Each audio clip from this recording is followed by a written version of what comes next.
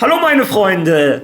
Hola Madridistas! Real Madrid gewinnt ihr erstes Saisonspiel mit 2:1 bei Espanyol Barcelona und das Ganze durch ein Tor in der Nachspielzeit von Carlos Espi. Und auch wenn ein großer Teil von mir natürlich sehr glücklich ist über die ersten 3 Punkte, gibt es doch den ein oder anderen Punkt, der besorgniserregend für mich ist, den ich kritisieren muss. Was da los war, schauen wir uns natürlich an. Wir machen auch eine Einzelbewertung der Spieler. Ja, und ich habe eine Frage an José Mourinho. Also, viel Spaß beim Video.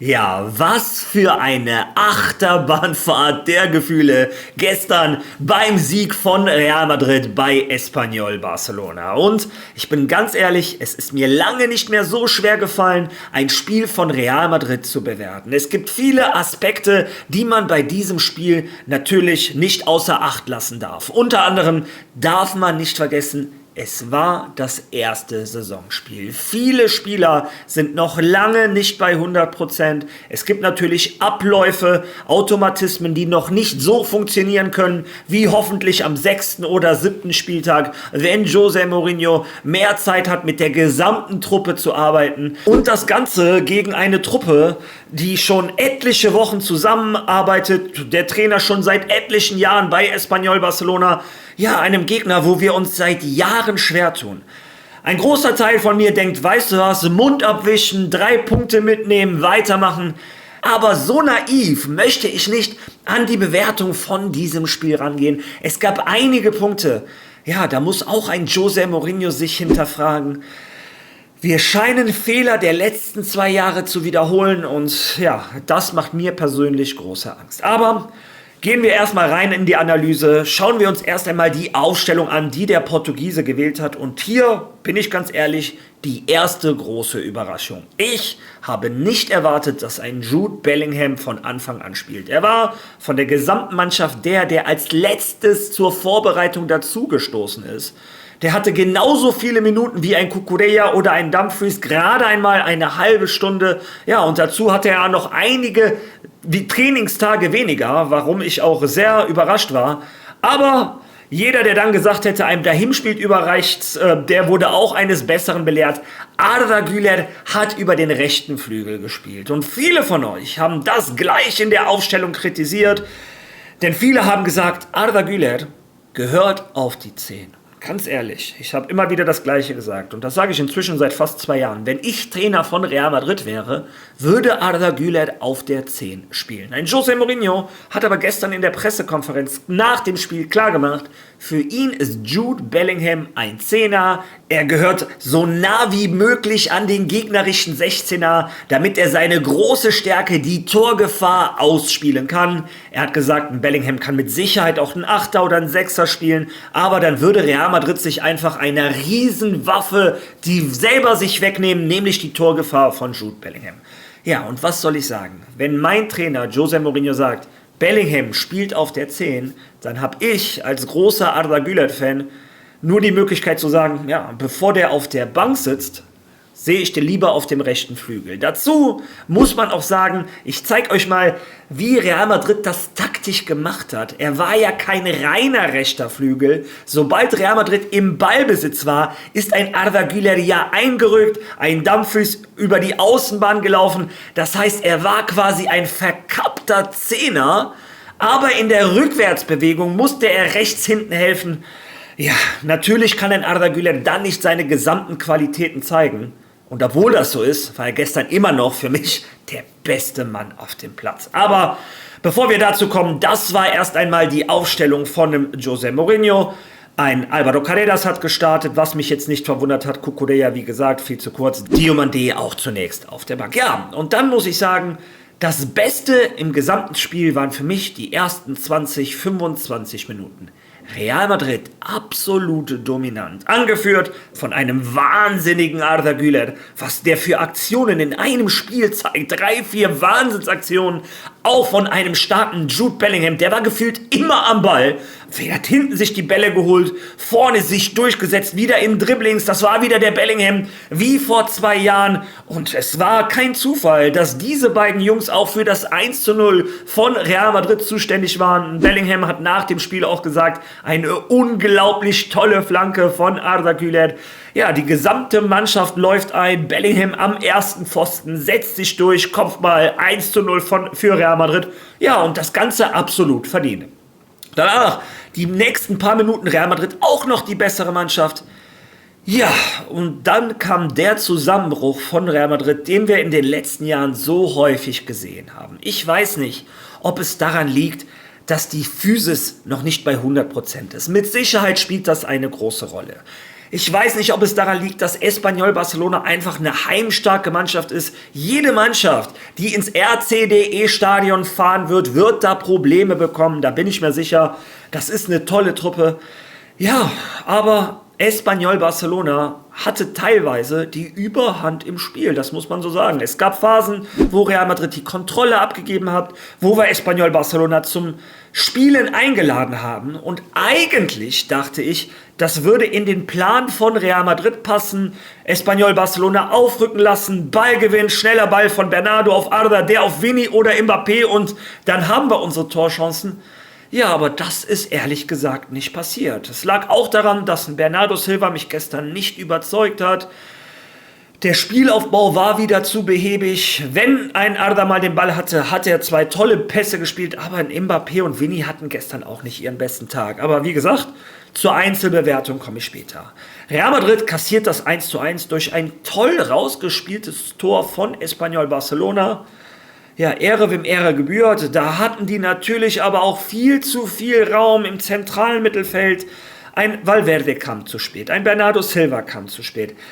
In der Abwehr waren die Lücken zu groß. Álvaro Carreras ist nicht mit eingerückt. Ja, und der Spieler, der meiner Meinung nach in der 3. Minute schon eine rote Karte hätte bekommen müssen, ja, das Schicksal wiederholt sich bei Espanyol Barcelona. Vor 2-3 Jahren war das der rechte Verteidiger, der gegen Kylian Mbappé eine rote Karte hätte kriegen müssen, die nicht bekommen hat. Und dann macht er den Siegtreffer.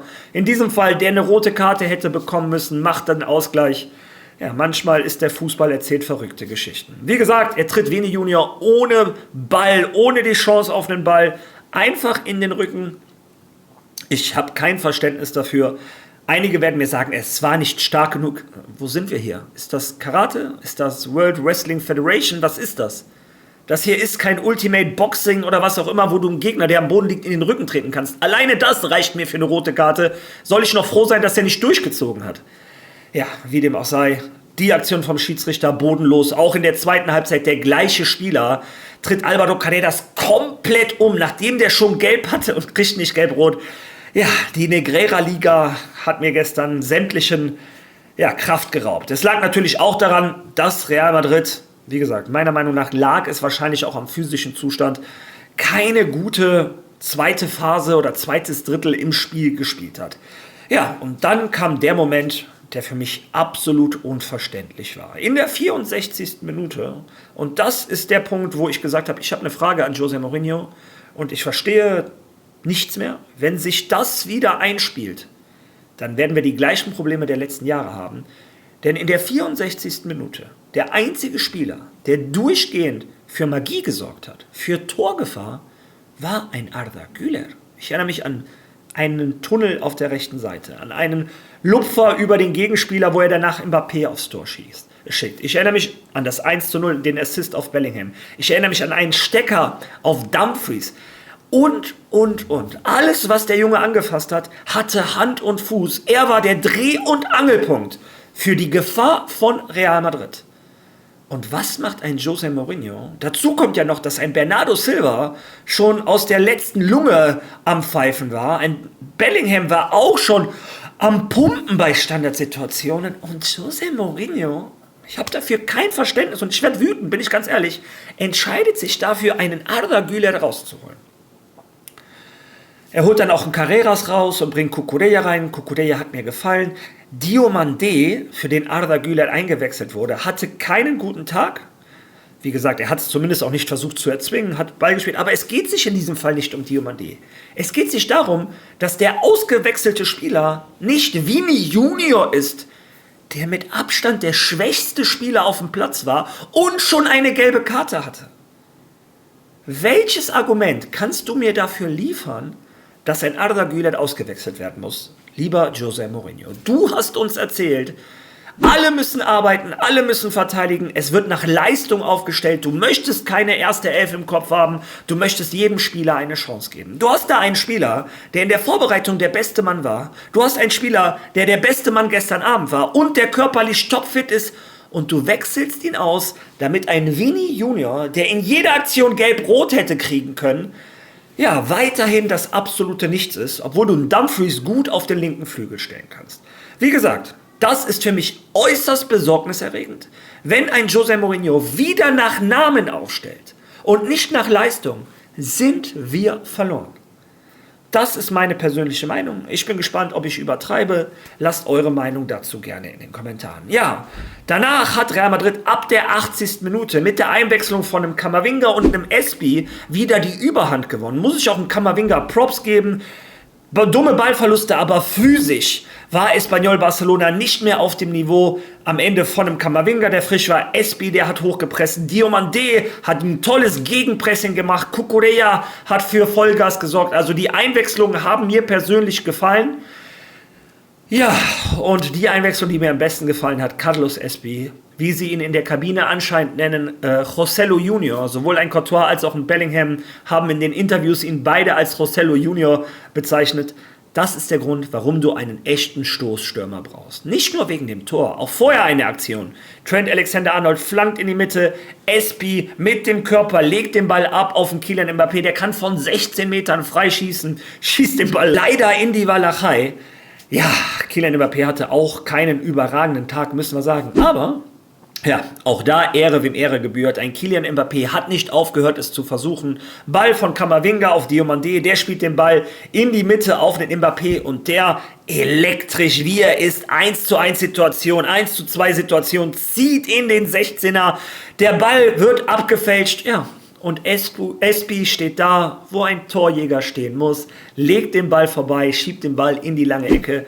Und der schönste Moment wahrscheinlich des Abends, die gesamte Truppe feiert zusammen. Alle, auch die Auswechselspieler, auch, ich erwähne ihn jetzt extra nochmal, weil er meiner Meinung nach am meisten Grund gehabt hätte, sauer zu sein. Arda Güler ist am Lächeln, am Strahlen. Ja, das zeigt, was für ein toller Typ er ist und was für eine Gemeinschaft diese Mannschaft ist. Ja, im Endeffekt gewinnt Madrid 2:1. Für mich verdient. Es war die bessere Mannschaft. Die Statistiken spiegeln das wider. Wir hatten noch einen Ball an den Pfosten von Fede Valverde, einen Lattenkopfball. Da hat Dimitrevski und die Latte den Ball gehalten und Kylian Mbappé aus 10 Zentimeter schaffte es, den Ball vorbei am Tor zu köpfen. Ich weiß immer noch nicht, wie er es geschafft hat. Also Real Madrid hat sich den Sieg schon verdient. Trotzdem kann man sagen, wenn du in der Nachspielzeit das Tor machst, ist das natürlich auch glücklich. Ja, die 3 Punkte, die nehmen wir aber gerne mit. In dieser Saison wirst du sehr viele Punkte brauchen. Vielleicht nicht so viele wie letztes Jahr, habe ich im Gefühl, aber naja, Real Madrid startet auf einem guten Fuß. Ich bin gespannt, wie eure Einschätzung zum Spiel ist. Lasst das gerne in die Kommentare. Keine Sorge, noch verabschiede ich mich nicht. Noch kommt die Einzelbewertung der Spieler.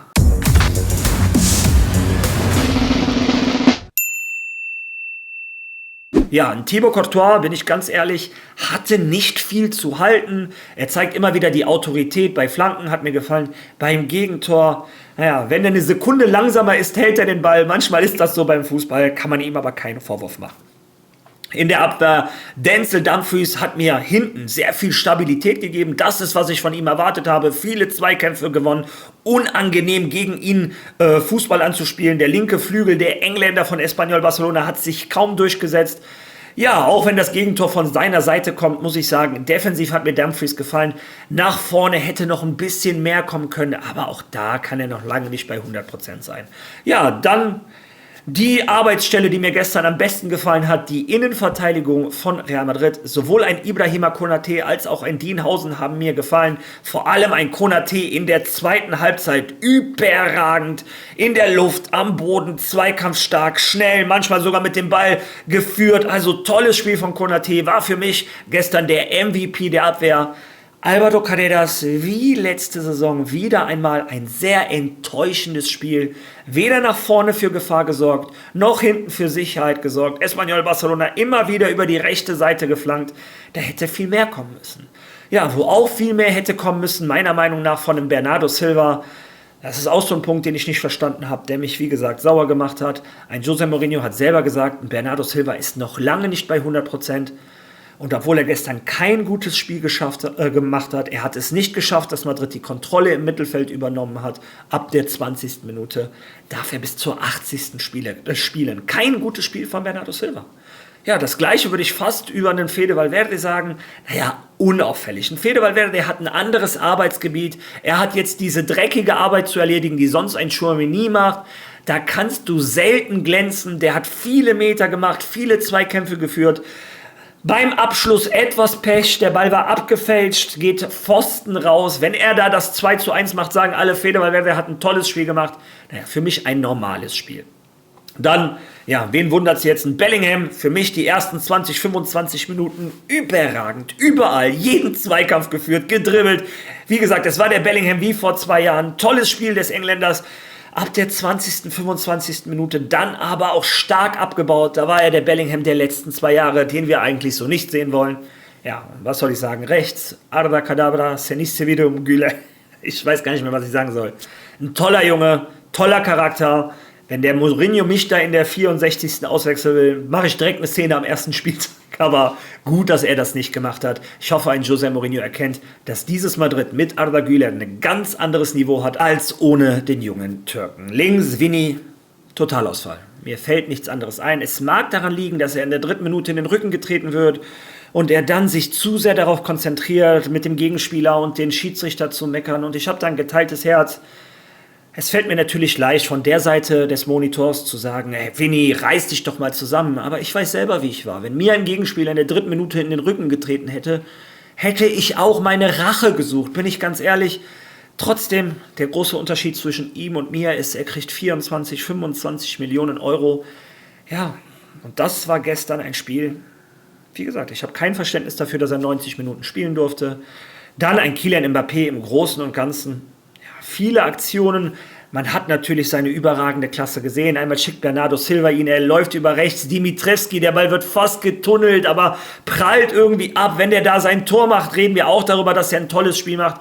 Hat immer wieder für Gefahr gesorgt, hatte seine Füße gewaltig im Spiel beim 2:1 von Espi.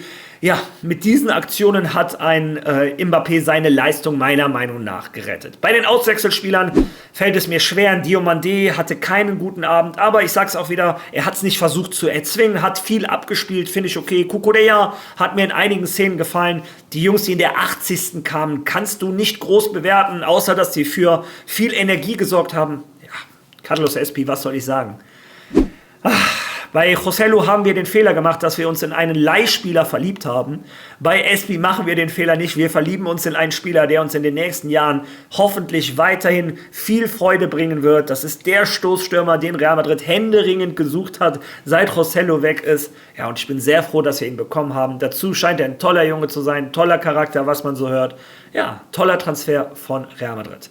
Zu guter Letzt bewerte ich auch einen José Mourinho. Der hatte natürlich seine Finger im Spiel beim Sieg, als er Espi eingewechselt hat. Im Großen und Ganzen haben mir seine Einwechslungen auch an sich gefallen, außer dass die Auswechslungen nicht die richtigen waren. Mir haben die Spieler, die reingekommen sind, zwar gefallen, aber die rausgegangen sind, da bin ich der Meinung, er muss es lernen, sonst haben wir die gleichen Fehler der letzten 2 Jahre. Ja, vielleicht bin ich auch zu kritisch. Es ist der erste Spieltag, die Jungs sind noch nicht bei 100%. Vielleicht bin ich zu kritisch, Espanyol Barcelona ist ein starker Gegner, doch ich bin gespannt, was sagt ihr? Wo geht ihr mit mir mit? Was seht ihr anders? Lasst eure Meinung bitte in den Kommentaren. Wenn ihr schon mal da seid, liked dieses Video, lasst ein Follow da, wenn ihr das noch nicht gemacht habt. Es ist kostenlos, unterstützt mich ungemein. Und wir sehen uns morgen nicht, denn morgen bin ich im Flieger nach Las Vegas, während ich eigentlich dieses Spielvideo drehen sollte. Naja, vielleicht gibt es ja eine Überraschung auf meinem Kanal, also seid gespannt. Bis dahin. A la Marie!